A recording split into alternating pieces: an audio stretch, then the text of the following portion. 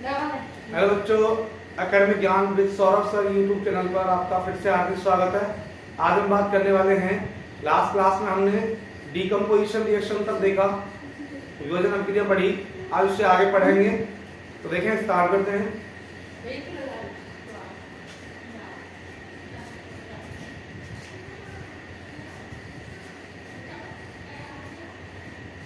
Third type of reaction,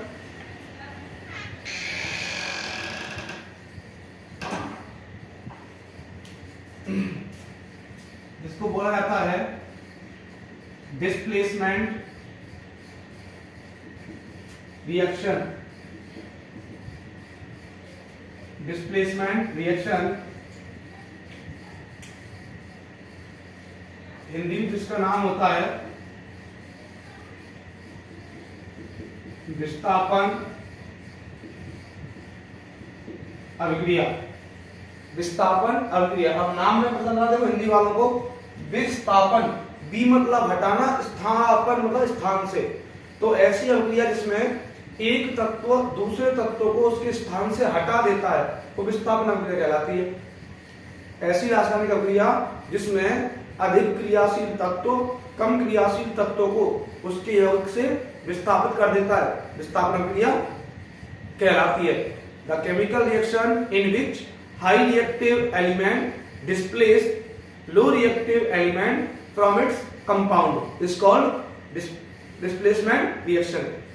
The chemical reaction in which high reactive element displace low reactive element from its compound is called displacement reaction.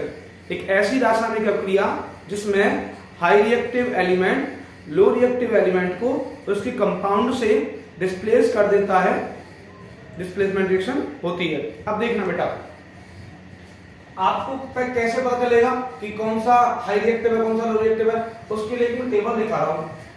देखो, काशी नाथ का माली आलू जरा फीके पकाता है, कौन है जी आगे आओ। दिख रहा है आपको, कौन है जी आगे आओ। तो देखें, काशी से बनेगा बेटा के, नास से बनेगा बेटा Na, का से बनेगा Ca, माली से बनेगा Mg, आलू से बनेगा Al, जरा से बनेगा Zn, फीके से बनेगा Fe, पकाता से बनेगा Pb, है से बनेगा H, कौन से बनेगा Cu, हैदी से बनेगा Hg, आगे से बनेगा Ag और आलू से बनेगा Au। ठीक है, तो देखो K4 potassium, sodium, calcium, magnesium, aluminium, zinc, iron, lead, hydrogen, copper, mercury, silver, gold. ठीक है, तो बेटा ये जो है वो कैसा ऑर्डर है, डिक्रीजिंग ऑर्डर है। कैसा ऑर्डर है, डिक्रीजिंग मतलब घटता क्रम है। कैसा क्रम है बेटा, घटता क्रम।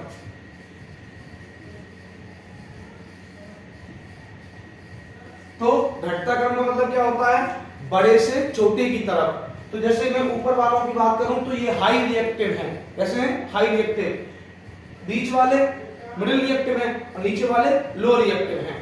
तो मैंने बोला कि the chemical reaction in which high reactive element displace low reactive element from its compound is called displacement reaction. तो मतलब क्या है, देखो इसका फॉर्मेट समझा रहा हूं आपको मैं। जैसे मैंने लिखा A plus BC get AC plus B। मतलब क्या हुआ कि A ने B को हटा दिया, A ने B को हटा दिया, तो क्या बना लिया AC। ठीक है, तो ये जो A है ना वो कैसा हुआ बेटा, हाई रिएक्टिव। कैसा हुआ, हाई रिएक्टिव। मतलब उच्च क्रियाशील। कैसा हुआ? उच्च क्रियाशील। और बी कैसा हुआ बेटा? Low reactive. कैसा हुआ?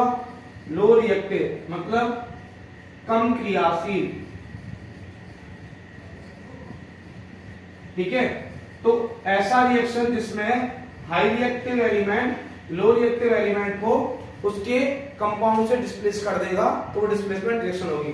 अब यहाँ ए ज्यादा रिएक्टिव था तो ए ने बी को हटा दिया, तो क्या बना लिया? एसी बना लिया। ठीक है, अब देखो इसको एग्जांपल समझते हैं। मैं आपको देखो, जैसे मैंने लिखा इक्वेशन समझना, Mg प्लस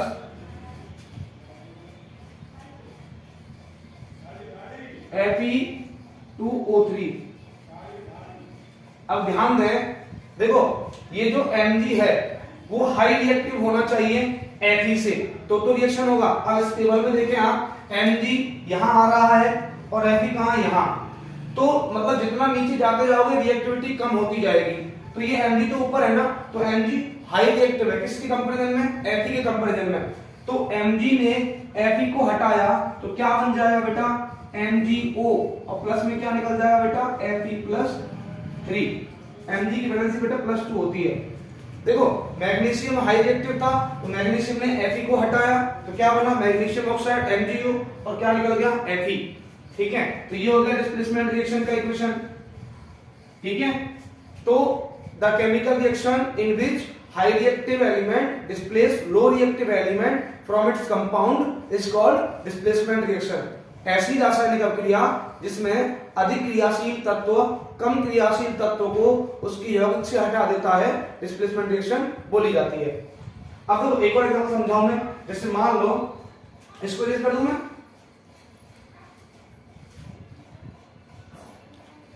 जैसे मान लो मैंने यहां लिखा Cu+2 प्लस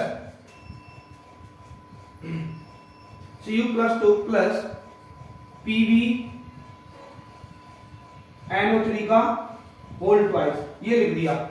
ठीक है, अब आप देखो कॉपर जो है वो Pb से अगर ज्यादा रिएक्टिव होगा तो ये इसको हटा देगा। अब यहां देखिए टेबल में आप, कॉपर ये रहा और Pb कहां? ये रहा। तो Pb ज्यादा रिएक्टिव है किससे? कॉपर से, तो ये रिएक्शन पॉसिबल नहीं है। मतलब आपको एक ध्यान रखना है कि जो एलिमेंट आएगा, जो आयन आएगा अकेला, वो क्या होना चाहिए? हाई रिएक्टिव होना चाहिए, तभी रिएक्शन पॉसिबल होगा। मतलब अकेला वाला एलिमेंट हाई रिएक्टिव होना चाहिए और कंपाउंड वाला एलिमेंट लो रिएक्टिव होना चाहिए, तब रिएक्शन पॉसिबल होगा। अब यहां पर क्या है? कॉपर लो रिएक्टिव है। कॉपर कैसा है? लो रिएक्टिव, कम क्रियाशील है। और जो Pb है वो हाई रिएक्टिव है, मतलब अधिक क्रियाशील है, तो ये रिएक्शन नहीं होगा। तो this reaction is not possible. अगर वही मैं इसको उल्टा कर दूं, कैसे? देखें आप, देखें अगर मैं इसको उल्टा कर दूं, कैसे? जैसे मैंने लिखा Pb प्लस CuNO3 का होल ट्वाइस। अब ध्यान दें, अब Pb क्या है? हाई रिएक्टिव है। किससे? कॉपर से। तो Pb हाई रिएक्टिव है तो Pb इसको हटा देगा, तो क्या बनेगा? PbNO3 का होल ट्वाइस, प्लस में क्या निकल जाएगा बेटा? Cu+2। ठीक है, अब Pb हाई रिएक्टिव था कॉपर से, तो Pb ने कॉपर को हटा दिया। तो यहां देखो CuNO3 का क्या नाम होगा? CuNO3 का नाम क्या होगा? Copper nitrate. और PbNO3 का नाम क्या होगा? Lead nitrate. क्या होगा? Lead nitrate. और यहां क्या बनेगा? Copper nitrate. ठीक है, ऊपर वालों के नाम बताऊं, Fe2O3 फेरिक ऑक्साइड होता है, MgO मैग्नीशियम ऑक्साइड होता है। ये होती है डिस्प्लेसमेंट रिएक्शन। आप एक बार देखें,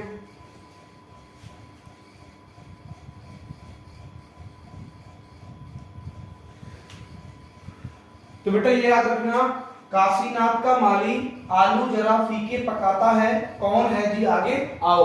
तो काशी से बना के पोटेशियम, नाथ से बना Na सोडियम, का से बना Ca कैल्शियम, माली से बना Mg मैग्नीशियम, आलू से बना Al एल्यूमिनियम, जरा से बना Zn जिंक, फीके से बना Fe आयरन, पकाता है से बना Pv लेड, और है से बना हाइड्रोजन H, कौन से बना Cu कॉपर, हैरी से बना Hg मरकरी, और आगे से बना Ag सिल्वर चांदी जिसको बोलते हैं, आओ से बना गोल्ड सोना।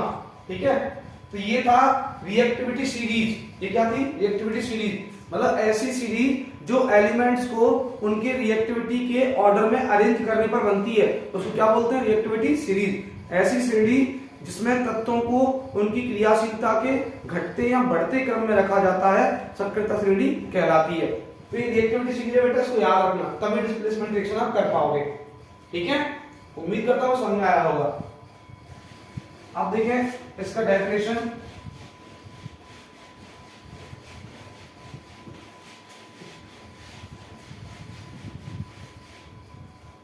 देखें, the chemical reaction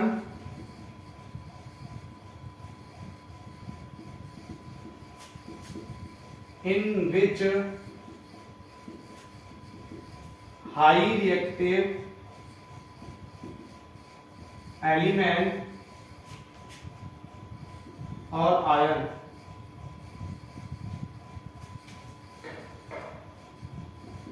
displace low reactive ion from its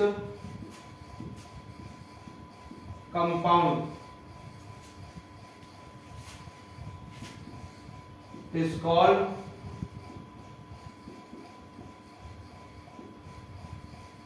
displacement reaction. Hindi में ऐसी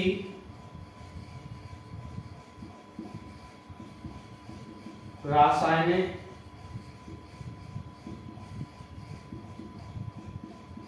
अभिक्रिया जिसमें अधिक क्रियाशील आयन कम क्रियाशील आयन को उसके यौगिक से विस्थापित कर देता है।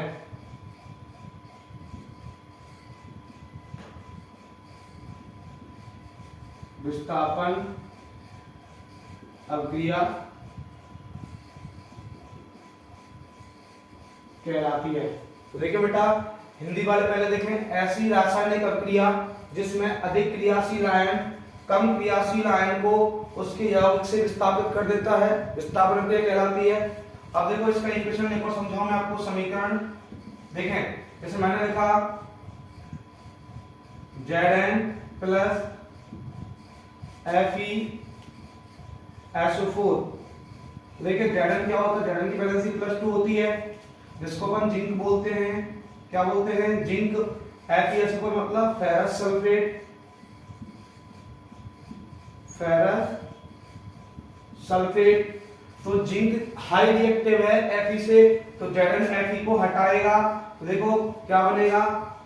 ZnSO4 प्लस में क्या निकल जाएगा? Fe+2 वाला है बेटा यहाँ पर। तो देखो मैं एक और चीज बता दूं आपको, ये कंपाउंड है, ये आयन है। जब high reactive ion low reactive ion को उसके इस कंपाउंड से हटा देगा तो डिस्प्लेसमेंट होगा। तो ये कंपाउंड है, और कंपाउंड में बेटा पहले वाला प्लस होगा, दूसरे वाला माइनस। तो यहाँ Fe प्लस का है और SO4 माइनस का है, तो प्लस वाला प्लस वाले को हटाता है, माइनस वाला माइनस वाले को हटाता है।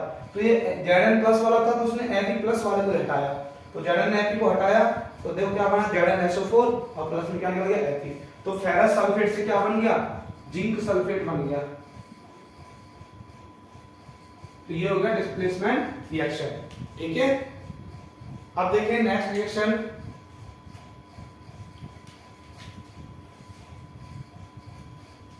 ठीक है, अब थोड़ा सा नीचे जाए, एक और इक्वेशन समझा दूं। देखो एक तो ये हो गया, और देखें जैसे मैंने देखा पीवी प्लस HgO। तो पीवी का वैलेंसी +2 होता है, ये आप याद रखते जाए, बताता जा रहा हूं।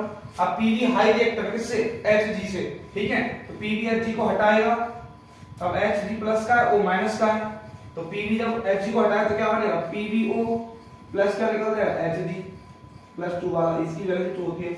अब यहाँ HgO का नाम क्या था, मरकरी ऑक्साइड, और यहाँ PgO का नाम क्या हो जाएगा, लेड ऑक्साइड। तो मरकरी ऑक्साइड से क्या बन गया, लेड ऑक्साइड। तो हाई रिएक्टिव आयन जब भी लो रिएक्टिव आयन को डिस्प्लेस करेगा तो वहां डिस्प्लेसमेंट रिएक्शन होगा। यहाँ पे एक सिंपल सी बात याद रखना है, आप सबको मैं बता चुका हूँ पहली क्लास में कि एरो से बैक साइड रिएक्टेंट होते हैं, एरो से फ्रंट साइड प्रोडक्ट होते हैं। मतलब LHS रिएक्टेंट वाली साइड होती है और RHS प्रोडक्ट वाली साइड होती है। तो जब भी LHS में आपको एक एलिमेंट और एक कंपाउंड दिखे, जब भी आपको LHS में एक एलिमेंट एक कंपाउंड दिखे, तो वहां पर कौन सी रिएक्शन होगी, डिस्प्लेसमेंट रिएक्शन, मतलब विस्थापन अभिक्रिया होगी। जब आपको LHS साइड में एक तत्व और एक यौगिक दिखे तो वहां हमेशा विस्थापन अभिक्रिया होती है, ठीक है। ये आप नोट में याद रखना बेटा। अब चलते आगे, फोर्थ रिएक्शन,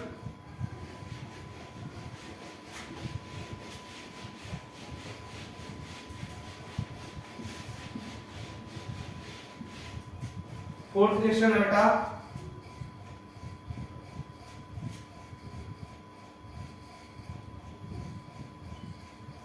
डबल डिस्प्लेसमेंट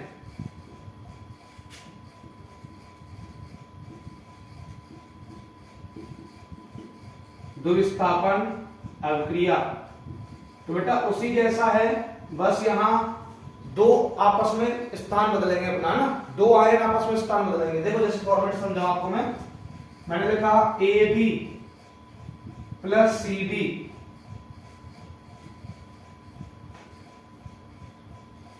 ठीक है, AB प्लस CD। तो बेटा ये भी कंपाउंड है और ये भी कंपाउंड है। तो देखो अभी मैंने बताया कि जब LHS में एक एलिमेंट एक कंपाउंड हो तो डिस्प्लेसमेंट, और जब LHS में दो कंपाउंड हो तो कौन सी होगी, डबल डिस्प्लेसमेंट। तो ये भी कंपाउंड है AB और CD भी क्या कंपाउंड है। तो यहां होगा क्या, कंपाउंड में हमेशा याद रखना बेटा, पहले वाला प्लस दूसरे वाला माइनस, पहले वाला प्लस दूसरे वाला माइनस। तो क्या होगा, ये प्लस प्लस वाले आपस में बदल जाएंगे। देखो ये प्लस वाला यहां चला जाएगा और ये प्लस वाला यहां आ जाएगा। तो अब देखो जब ये प्लस वाला यहां जाएगा तो क्या बनेगा, AD प्लस, जब ये प्लस वाला यहां आएगा तो क्या बनेगा, CB, क्या बनेगा, CB। तो the chemical reaction in which ion replace each other from its compound, ठीक है, एक ऐसी अभिक्रिया जिसमें आयन परस्पर बदल जाते हैं, क्या कहलाती है, द्विविस्थापन अभिक्रिया कहलाती है, ठीक है। देखिए मैं आपको रेफरेंस दिखाऊं,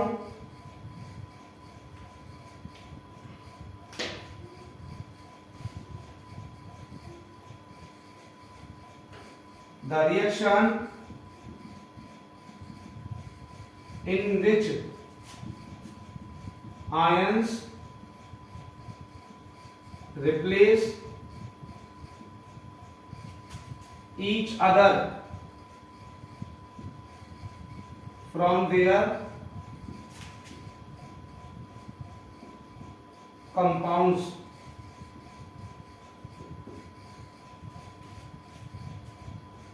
is called डबल डिस्प्लेसमेंट, ठीक है। हिंदी क्या है, ऐसी रासायनिक अभिक्रिया जिसमें आयन एक दूसरे को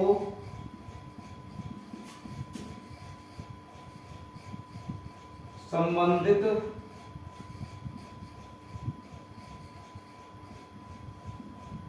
यौगिकों से विस्थापित कर देते हैं।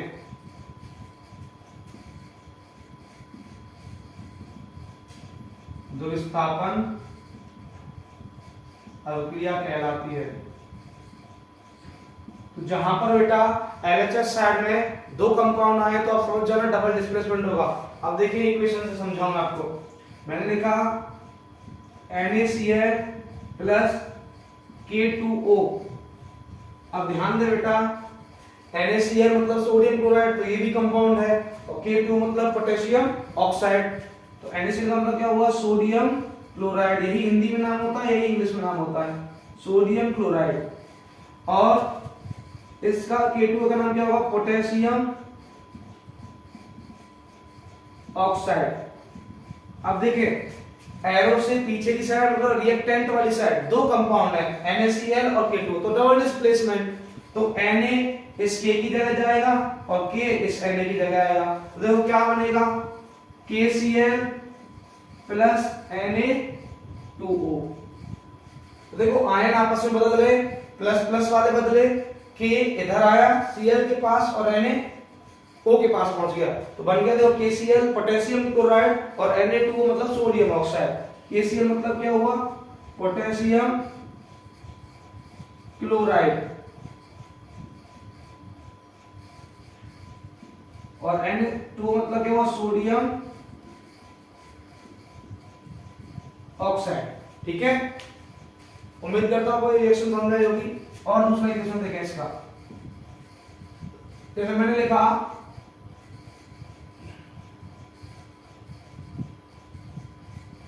Na2SO4 plus BaCl2 give. ध्यान दे बेटा, Na2SO4 सोडियम सल्फेट ये भी कंपाउंड है, BaCl2 बेरियम क्लोराइड ये भी कंपाउंड है। तो ध्यान दें ये क्या हुआ? Sodium sulphate,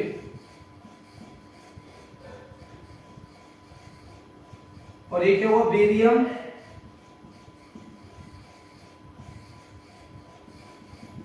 chloride. ठीक है, सोडियम सल्फेट दिख रहा है आपको? सोडियम सल्फेट और बेरियम क्लोराइड। तो देखो सोडियम सल्फेट बेरियम क्लोराइड दोनों कंपाउंड है, तो डबल डिस्प्लेसमेंट होगा। तो Ba जो है वो Na की जगह आएगा और Na Ba की जगह जाएगा। तो क्या बनेगा? देखो Na, देखो सबसे पहले बनेगा BaSO4 प्लस NaCl। क्या बन जाएगा? BaSO4 प्लस NaCl मतलब बेरियम सल्फेट और सोडियम क्लोराइड, बेरियम सल्फेट और सोडियम क्लोराइड। तो बेटा प्लस वाले आपस में बदल गए। देखो आप नाम से भी देख सकते हो, यहां पहले LHS में जो था तो सोडियम के साथ सल्फेट लगा हुआ था, अब RHS में आया तो सोडियम के साथ क्या हो गया? क्लोराइड। क्या हो गया? क्लोराइड। ठीक है, तो जब आयन एक दूसरे का स्थान बदल लेते हैं तो वो क्या कहलाता है? द्विविस्थापन।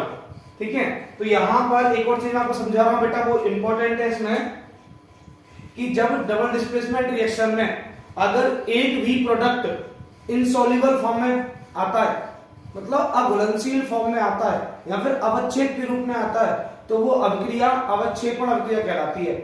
ऐसी द्विविस्थापन अभिक्रिया जिसमें एक भी उत्पाद अवच्छेद की फॉर्म में आता है, अवच्छेद रूप में प्राप्त होता है, तो वो अवक्षेपण अभिक्रिया कहलाती है। The double displacement reaction in which single product is in the form of precipitate, is in the form of precipitate or insoluble form, this is called precipitation reaction। तो यहाँ BaSO4 बेटा सॉलिड फॉर्म में होगा, नीचे arrow का मतलब होता है PPT precipitate, तो ये अवच्छेद रूप में प्राप्त होगा आपको। तो ये रिएक्शन जो है, ये एग्जांपल किसका हो गया बेटा? प्रेसिपिटेशन का। किसका हो गया? Precipitation reaction. प्रेसिपिटेशन रिएक्शन मतलब हिंदी में अवक्षेपण अभिक्रिया। तो ऐसी द्विविस्थापन अभिक्रिया जिसमें एक भी उत्पाद अवच्छेद रूप में प्राप्त होता है, अवक्षेपण अभिक्रिया कहलाती है। The double displacement reaction in which single reactant is in the form of precipitate और insoluble form is called precipitation reaction. ठीक है, तो ये एग्जांपल देखिए और समझाओ उसको एग्जांपल से, अभी और देखना इसको लिख के समझाऊंगा। ट्रेस करते हैं तो आप स्क्रीनशॉट ले लिया करो, ठीक है, वीडियो पॉज करके।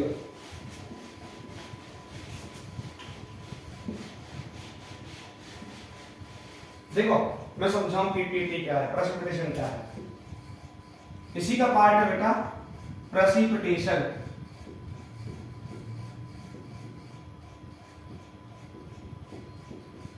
अवक्षेपण, देखें the double displacement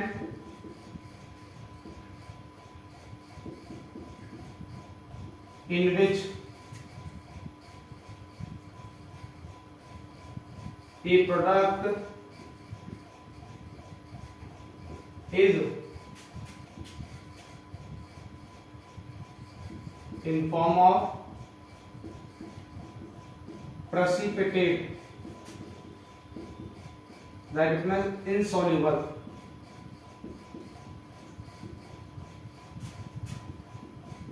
is called precipitation। ठीक है, the double displacement reaction in which a product is in form of precipitate is called precipitation reaction। ठीक है, तो देखो हिंदी में लिखूंगा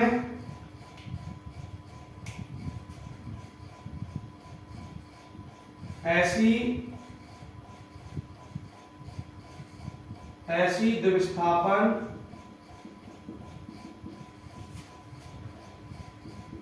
अभिक्रिया जिसमें एकल उत्पाद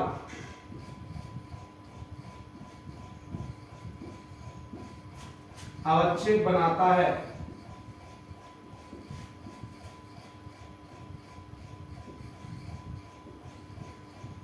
अवक्षेपण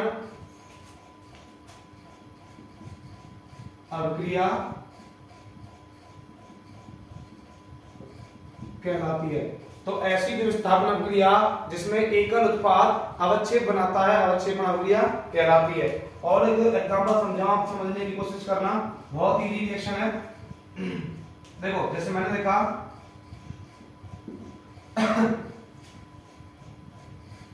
PbO प्लस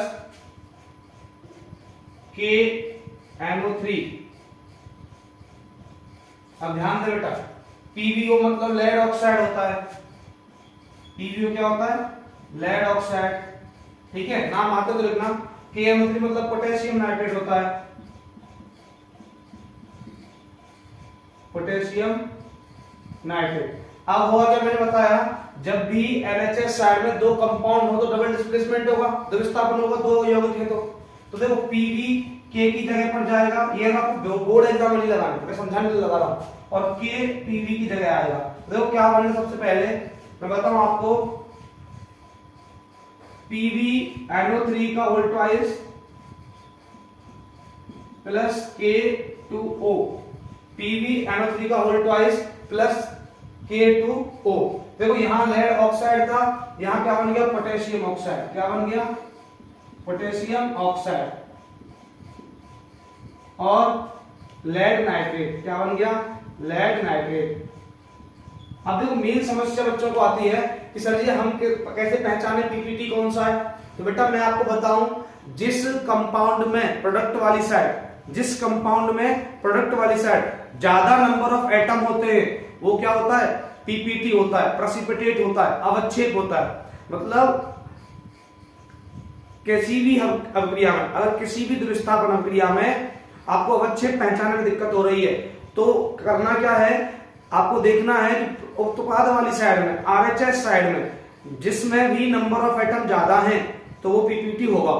अब दूसरी बात, अगर नंबर ऑफ एटम दोनों प्रोडक्ट में बराबर हो तो आपको देखना है कि हैवी कौन सा है, जो भारी होगा वही अवक्षेप बनाएगा। अब देखें PbNO3 के होल ट्वाइस में अगर नंबर ऑफ एटम काउंट करें, देखो N2O6 तो 2 और 6 8 और एक 9 एटम है, और यहाँ कितने एटम है 3, तो हैवी कौन सा हुआ ये, तो PbNO3 क्या बनाएगा अवच्छेद, तो यहाँ लेड नाइट्रेट का अवच्छेद बनता है इस अभिक्रिया में। और देखो इसमें बताऊं, मैंने लिखा HgO या HgS प्लस, और मैंने लिखा यहां पर K2O। अब ध्यान दें, ये मरकरी सल्फाइड है, मरकरी सल्फाइड, और ये क्या है पोटेशियम ऑक्साइड, ठीक है। HgS मरकरी सल्फाइड होता है, K2O पोटेशियम ऑक्साइड होता है। अब K Hg की जगह आएगा और Hg K की जगह जाएगा, तो बनेगा बेटा HgO और प्लस में K2S, ठीक है। HgO मतलब मरकरी ऑक्साइड बन गया, मरकरी ऑक्साइड, K2S मतलब पोटेशियम सल्फाइड। अब देखें यहां पर देखें HgO में नंबर ऑफ एटम कितने 2 और K2S में कितने 3, तो आपका होगा K2S क्या होगा, K2S क्या होगा हैवी। नहीं बेटा, आपको देखो जब भी एक S देखो K2S का आप मास निकालोगे तो HgO से क्या आएगा कम आएगा, क्या आएगा कम आएगा, क्योंकि Hg होता है मरकरी वो बहुत आगे एटॉमिक नंबर का आता है। एक्चुअली तो मुझे भी याद नहीं कौन सा नंबर पर आएगा, लेकिन यहाँ पर जो पीपीटी होगा वो क्या होगा Hg होगा, ये क्या होगा पीपीटी मतलब अवच्छेद क्या, और यहाँ पर लेड नाइट्रेट पीपीटी होगा, ठीक है। तो जब नंबर ऑफ एटम से आपको अंदाजा दो, आप यहाँ लगाओगे K2S क्या होगा पीपीटी, क्योंकि यहाँ 3 एटम है, K2 और एक S 3 हो गए, और यहाँ कितने 2 ही हैं। लेकिन बेटा हैवी कौन सा है, हैवी ये है, तो डबल डिस्प्लेसमेंट रिएक्शन के प्रोडक्ट वाली साइड में जो हैवी कंपाउंड होगा वही पीपीटी बनाएगा, जो हैवी कंपाउंड होगा, भारी जो यौगिक होगा वही अवच्छेद बनाता है, तो यहाँ ये भारी होगा, ठीक है। तो देखा स्क्रीनशॉट लेने के बाद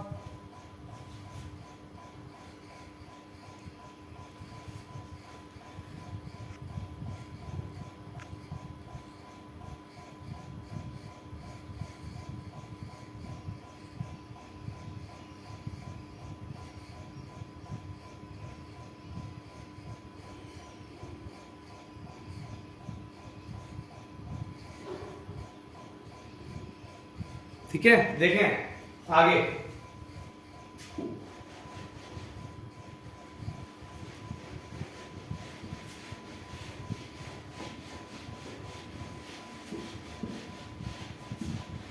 तो बेटा याद रखना heavy compound in the product form PPT, ठीक है, भारी यौगिक उत्पाद वाली साइड में अवच्छेद बनाता है। अब देखो नेक्स्ट 5th रिएक्शन कौन सी बेटा, रेडॉक्स रिएक्शन।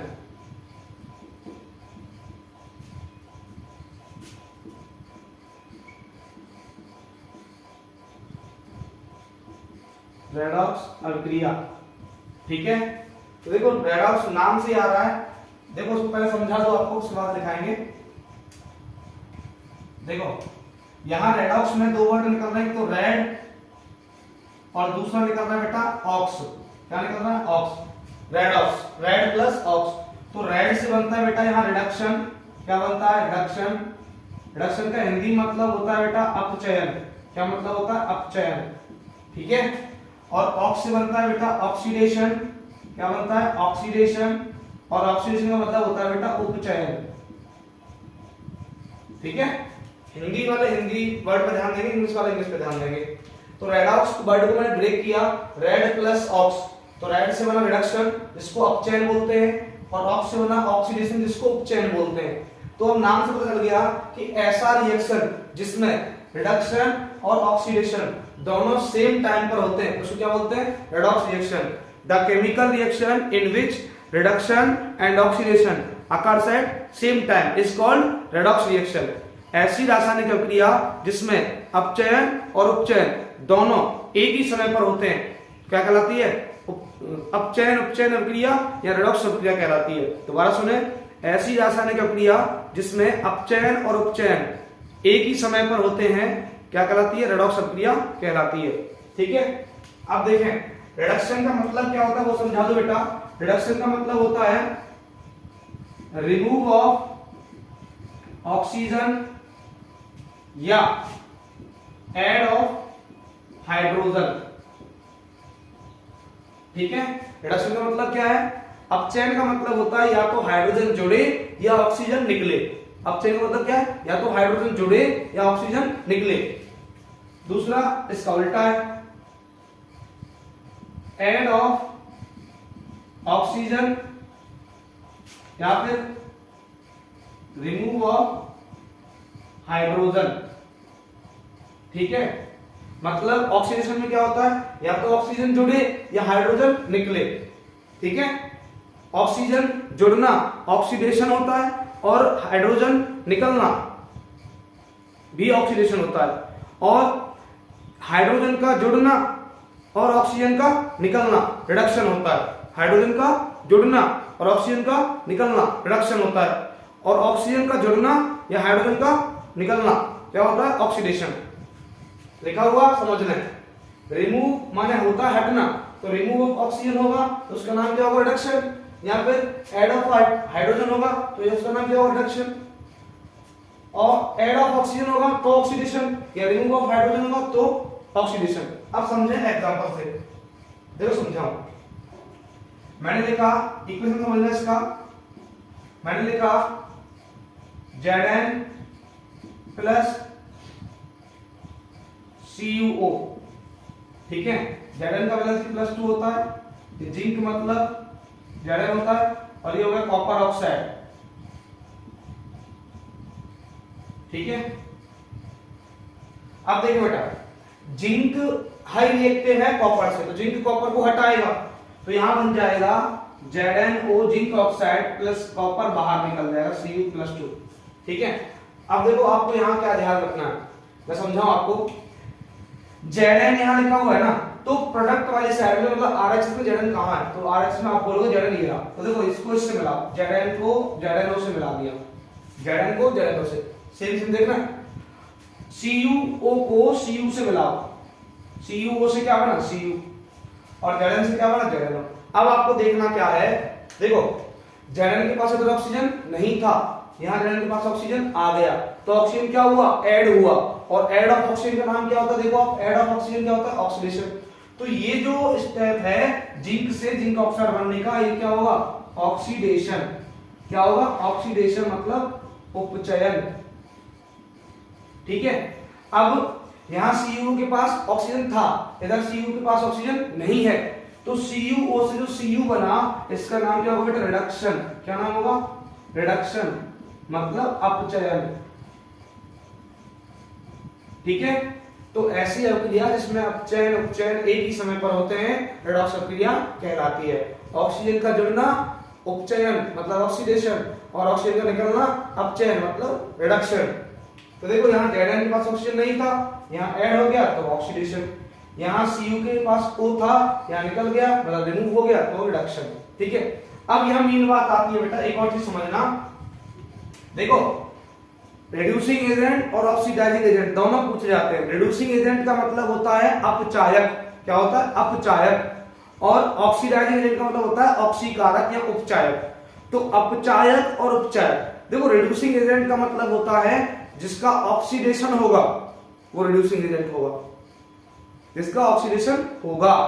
और ऑक्सीडाइजिंग एजेंट का मतलब होता है जिसका रिडक्शन होगा। अब ध्यान दें, और दोनों के दोनों ऑक्सीडाइजिंग एजेंट और रिड्यूसिंग एजेंट कहां प्रेजेंट होंगे? LHS में। ऑक्सीडाइजिंग एजेंट मतलब उपचायक और रिड्यूसिंग एजेंट मतलब अपचायक, दोनों LHS में उपस्थित होते हैं। तो LHS मतलब एरो से पीछे होता है। तो देखो अब Zn से क्या बना? Zn, इसका क्या हुआ? ऑक्सीडेशन। तो ऑक्सीडेशन हुआ है तो ये क्या होगा? Reducing agent. तो यहाँ Zn क्या होगा? Reducing agent. Zn क्या होगा बेटा? रिड्यूसिंग एजेंट मतलब अपचायक। ठीक है, और यहां बचा दूसरा उल्टा है, तो रिड्यूसिंग एजेंट के बाद ये क्या बचा? आपका ऑक्सीडाइजिंग एजेंट। तो बेटा रिड्यूसिंग एजेंट और ऑक्सीडाइजिंग एजेंट दोनों कहां होंगे? एलएचएस में। उपचायक, उपचायक का दूसरा नाम होता है ऑक्सीकारक। ठीक है, अब देखो एक और शॉर्ट तरीका समझाऊं आपको कि जहां O था वहां R हो गया एजेंट में, और जहां R था वहां O हो गया।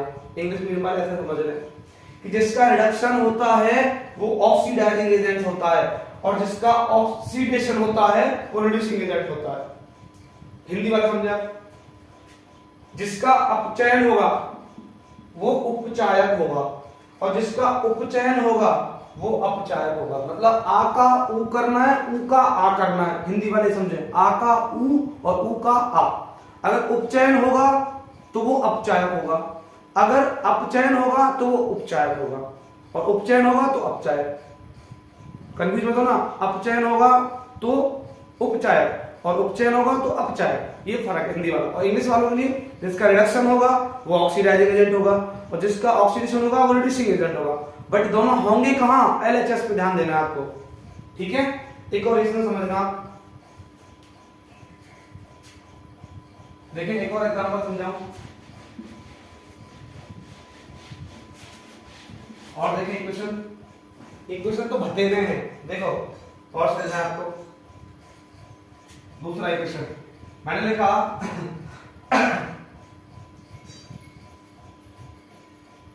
MnO2 plus HCl।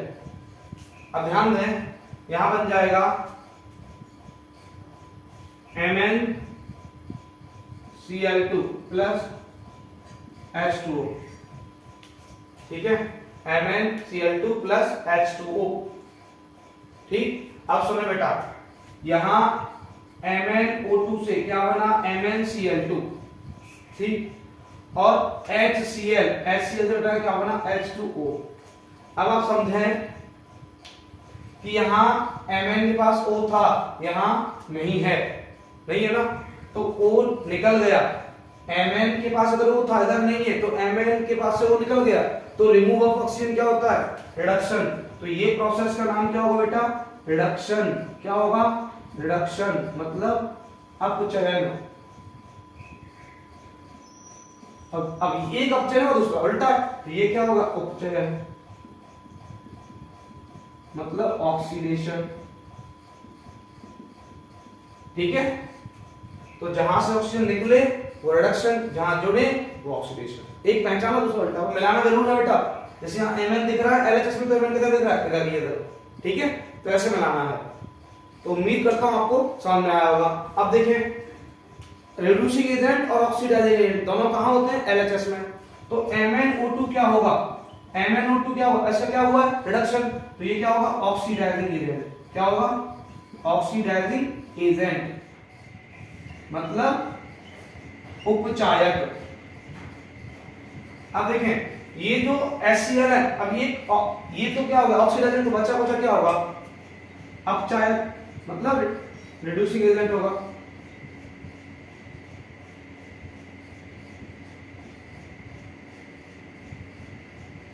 ठीक है, तो मैंने अभी आपको बताया कि जिसका ऑक्सीडेशन होगा वो रिड्यूसिंग होगा, और जिसका रिडक्शन होगा वो ऑक्सीडाइजिंग होगा।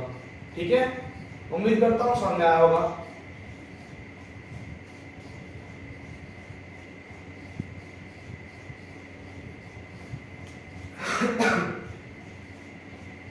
अब देखिए बेटा, नेक्स्ट चैप्टर का टॉपिक क्या रह गया है वो देखते हैं।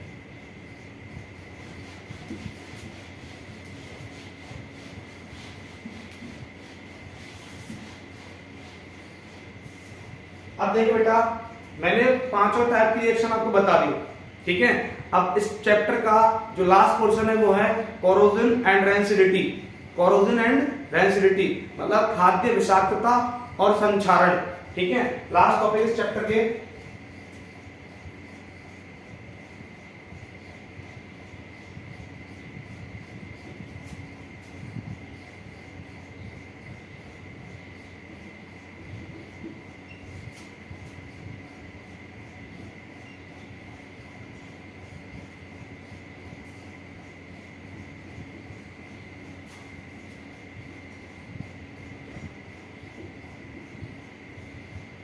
विषाक्तता।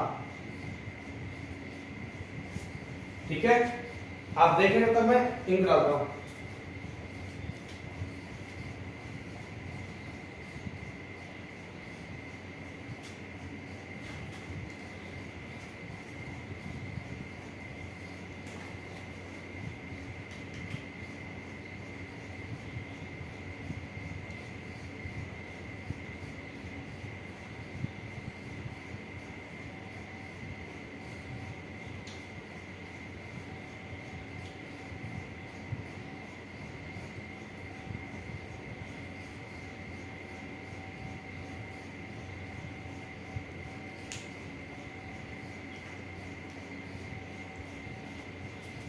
देखो आगे कोरोजन एंड रेजिडिटी, संक्षारण और खाद्य विषाक्तता। तो बेटा कोरोजन का मतलब होता है, देखो आपने देखा होगा जब हम किसी मेटल वाली चीज को बाहर रख देते हैं, खुले में रख देते हैं, तो कुछ टाइम बाद उस पर लेयर बन जाती है, कुछ टाइम बाद उस पर क्या हो जाती है, लेयर बन जाती है।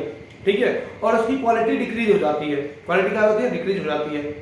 तो संक्षारण का मतलब होता है गुणों में कमी होना। देखो संक्षारण मतलब सम प्लस क्षरण, ऐसे आप मान सकते हो हिंदी मीडियम वाले। तो जब किसी धातु को खुले में रखा जाता है तो उसकी गुणवत्ता कम हो जाती है, तो उसे क्या कहा जाता है, संक्षारण। या अगर आप ऐसे बोले साइंस के लैंग्वेज में कैसे बोलोगे कि oxidising process of any metal is called corrosion. किसी भी धातु का ऑक्सीजन के संपर्क में आना संक्षारण कहलाता है। ठीक है, अब अगला है रैंसिडिटी, मतलब खाद्य विषाक्तता, मतलब भोजन का जहर बनना।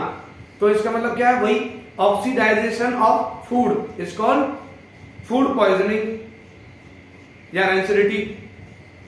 तो भोजन जब ऑक्सीजन के कांटेक्ट में आएगा तो फूड पॉइजनस हो जाएगा, मतलब रैंसिड फूड बोला जाएगा, और ये प्रोसेस रैंसिडिटी होता है। जब कोई मेटल ऑक्सीजन के कांटेक्ट में आएगा तो वो मेटल ऑक्सीडाइज हो जाएगा, लेकिन उसको क्या बोलेंगे, कोरोजन। ठीक है, जब धातु ऑक्सीजन के संपर्क में आएगा तो संक्षारण, और जब भोजन ऑक्सीजन के संपर्क में आएगा तो खाद्य विषाक्तता। तो देखें, देखो बेटा कोरोजन जो होता है हम उसको 3 मेटल्स के रेफरेंस में देखते हैं। देखो कौन कौन, पहले मैं डेफिनेशन लिख देता हूं। The process of metal oxidation is called corrosion या रस्टिंग। ठीक है, हिंदी में क्या है, धातु ऑक्सीकरण प्रक्रिया, संक्षारण या जंग लगना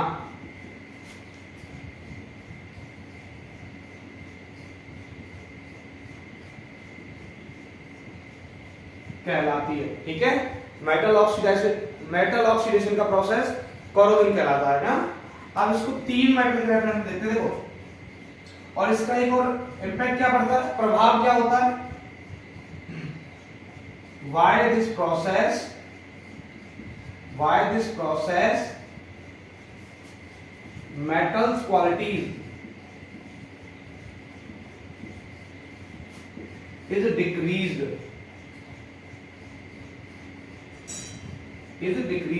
मतलब क्या है, इस प्रक्रिया से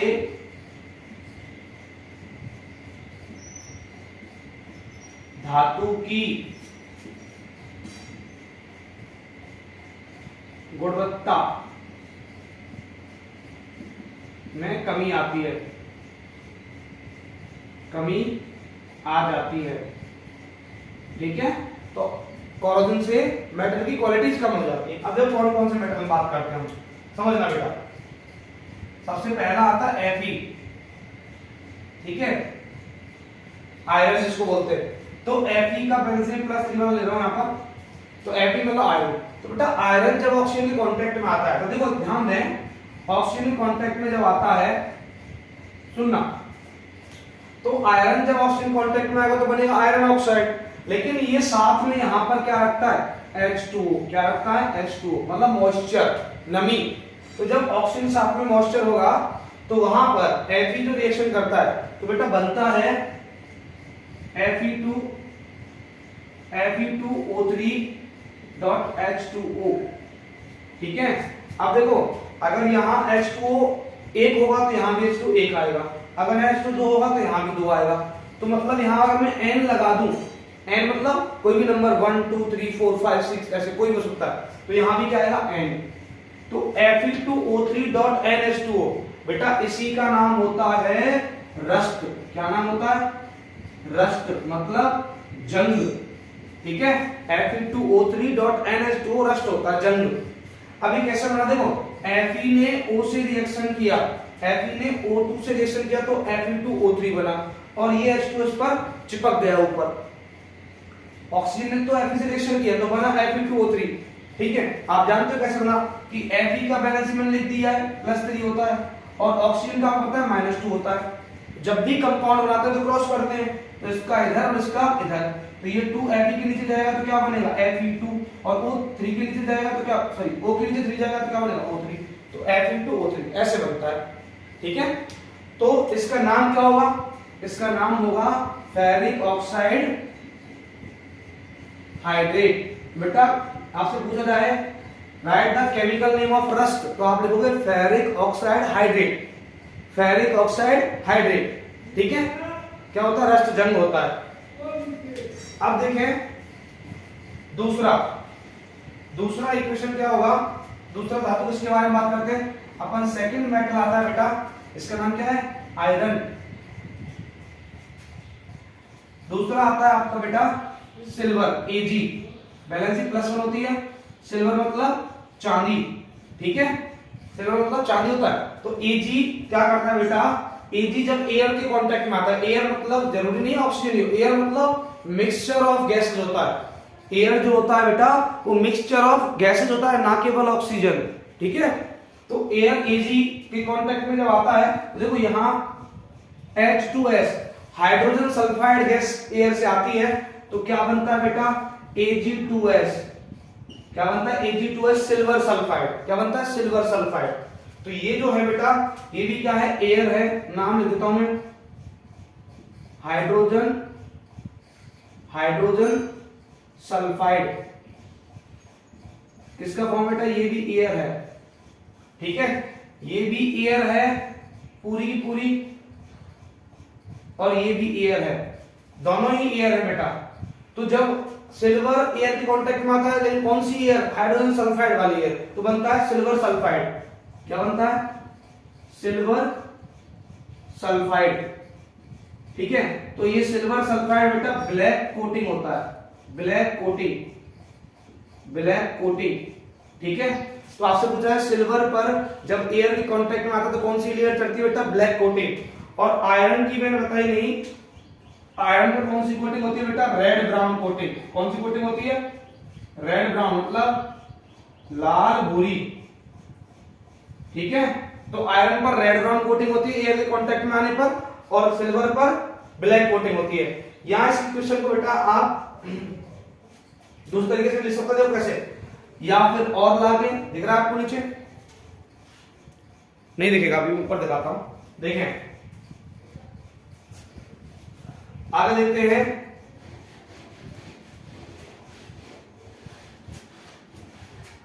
देखें अगर मैंने ये इक्वेशन ऐसे लिख सकते हो, Ag+O2, Ag+1 होता है।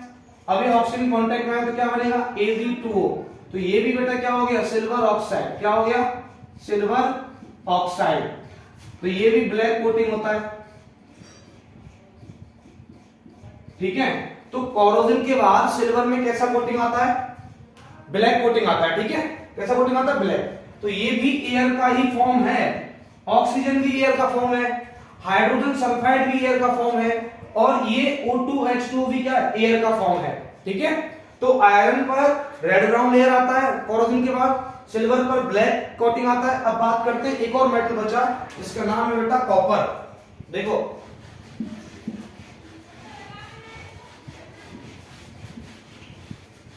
देखें अब बात करते हैं कॉपर की। थर्ड आता है कॉपर, ठीक है, कॉपर रस्टिंग। देखें तो कॉपर मैंने लिया Cu+2 वाला। अब यहां देखो कॉपर जो होता है वो एयर से जब रिएक्ट करता है, कॉपर जब एयर से रिएक्ट करता है बेटा, तो यहां होता है क्या सुनना, एक तो होता है H2O मॉइस्चर, ठीक है, और दूसरा होता है बेटा CO2। क्या होता है CO2 मतलब कार्बन डाइऑक्साइड। आप सबको पता है एयर में CO2 भी होता है। तो ये वाली एयर से जब कॉपर रिएक्ट करता है तो बेटा क्या बनता है, सुने, कॉपर हाइड्रोक्साइड CuH का whole twice plus copper carbonate CuCO3, copper hydroxide CuH का whole twice plus copper carbonate. तो इन दोनों का मिक्सचर बेटा, इन दोनों का मिक्सचर कॉपर पर ग्रीन कोटिंग फॉर्म करता है। कौन सी कोटिंग फॉर्म करता है, ग्रीन कोटिंग, हरा आवरण, ठीक है। तो कॉपर पर कोरोजन के बाद कौन सा लेयर बनता है, ग्रीन लेयर बनता है, मतलब हरा आवरण बनता है, ठीक है। और वो हरा आवरण किसका होता है, आपसे पूछा जाए what is the green coating in the copper, तो आप लिखोगे copper hydroxide and copper carbonate mixture, या mixture of copper hydroxide and copper carbonate. Copper hydroxide और कॉपर कार्बोनेट का मिक्सचर क्या होता है, ग्रीन कोटिंग होता है, ठीक है। और ये H2 और CO2 से मिलकर बनता है। तो यहां पर कॉपर में याद रखो बेटा एयर में कौन सा फॉर्म आएगा, H2+CO2 वाला, आयरन में कौन सा आएगा, H2+O2 वाला, और सिल्वर में कौन सा आएगा, H2S वाला, ठीक है, हाइड्रोजन सल्फाइड वाला। उम्मीद करता हूं कोई चीज समझ में आई होगी। अब अगला टॉपिक है इसका रेंसिडिटी।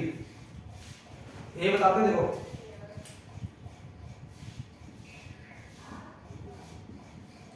रेंसिडिटी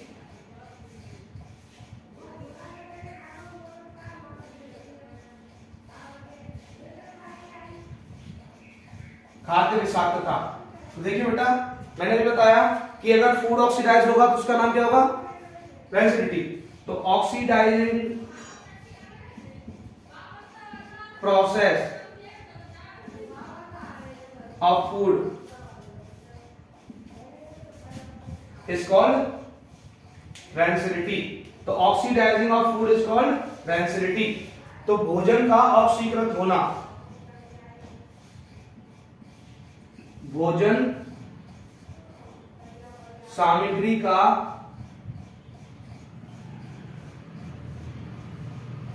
ऑक्सीकरण क्या कहलाता है, खाद्य विषाक्तता। मतलब fat containing food, fat containing food का अगर ऑक्सीडाइजिंग होगा तो वो क्या होगा, खाद्य विषाक्तता। मतलब तेल और वसायुक्त खाद्य पदार्थों का ऑक्सीकरण होना खाद्य विषाक्तता कहलाता है।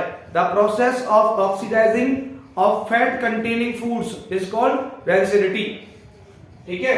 और रेंसिडिटी बेटा क्या क्या चेंज होता है, देखो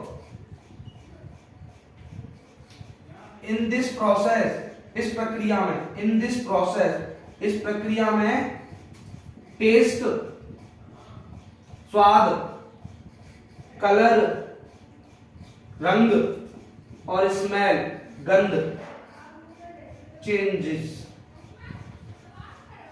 आर चेंज, बदल जाते हैं। तो टेस्ट मतलब क्या होता है, स्वाद, कलर मतलब क्या होता है, रंग, और स्मेल मतलब क्या होता है, गंध।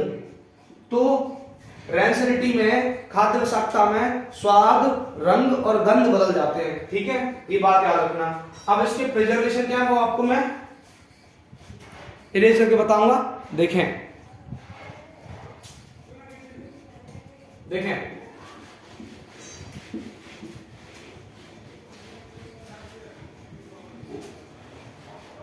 आपके पास स्क्रीनशॉट लेना है। Oxidising process of food is called rancidity.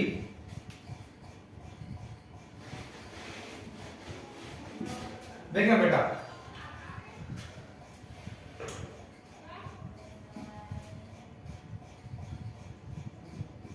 Preservation of rancidity,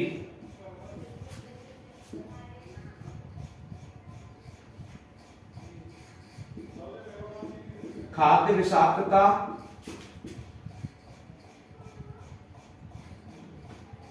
का संरक्षण,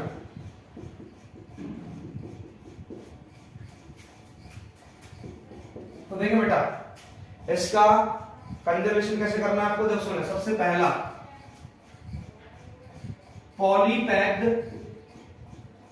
पॉलीपैक्ड फूड आइटम्स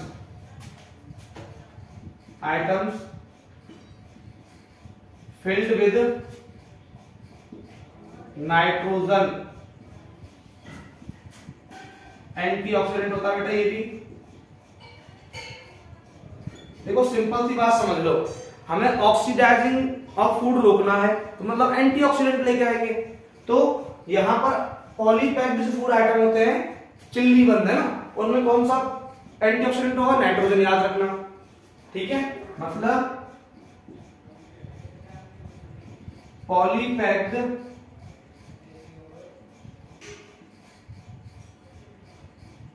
भोज्य पदार्थों को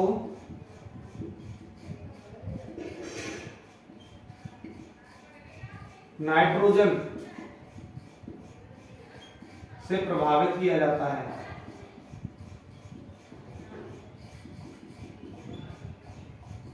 ठीक है, तो नाइट्रोजन एक एंटीऑक्सीडेंट होता है बेटा, याद रखना। दूसरा प्रिजर्वेशन मेथड क्या है, बचाव का उपाय। दूसरा ले सकते हो शुगर सिरप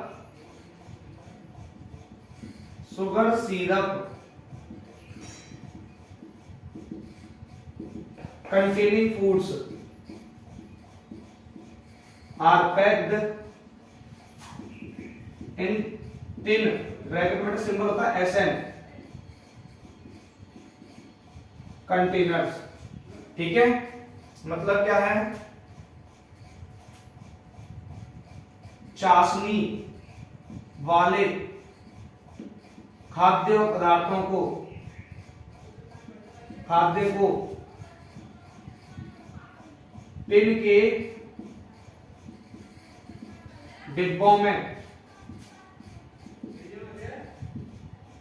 पैक करते हैं। अब क्यों करते हैं बेटा, because tin is low reactive. Tin जो होता है वो कम क्रियाशील होता है। टिन जो होता है वो क्या होता है, कम क्रियाशील होता है। Tin is very low reactive metal, that's why sugar syrup containing food is packed in tin container. तो टिन के डब्बों का प्रयोग क्यों किया जाता है, क्योंकि टिन कम क्रियाशील होता है। ठीक है, तो ये प्रिजर्वेशन मेथड हो गया। अब लास्ट जो फाइनल है वो क्या है बेटा, ऑयल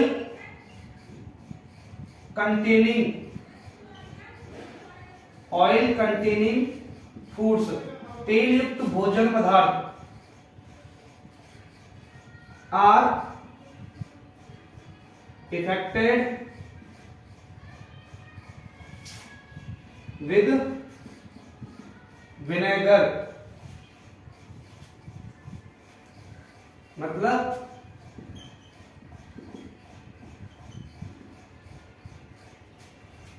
और ऑयल। मतलब क्या है बेटा कि जो ऑयल वाले फूड है उनमें या तो विनेगर मिलाएंगे या एसिडिफिकेशन मिलाएंगे या फिर अपन क्या मिलाएंगे, ऑयल। तो ऑयल वाले फूड्स में ऑयल का अमाउंट बढ़ा करके हम उसको प्रिजर्व कर सकते हैं। ऑयल वाले फूड में हम ऑयल को बढ़ा, जैसे पिकल, अचार है, ठीक है, कुक्ड वेजिटेबल, पकी हुई सब्जियां हैं, उनमें अपन ऑयल बढ़ा करके उसको प्रिजर्व कर सकते हैं एसिडिटी से। ठीक है, तो ऑयल को बढ़ा करके, है ना। तो ये चैप्टर को पूरा उम्मीद करता हूं आपको आज की क्लास बेहद समझ में आई होगी। अगर आपको ये क्लास अच्छी लगे तो शेयर करना अपने फ्रेंड्स को और चैनल को सब्सक्राइब करना। इसके साथ मिलते हैं अगली क्लास में। जय हिंद, जय भारत। स्वस्थ रहें, मस्त रहें, पढ़ते रहें।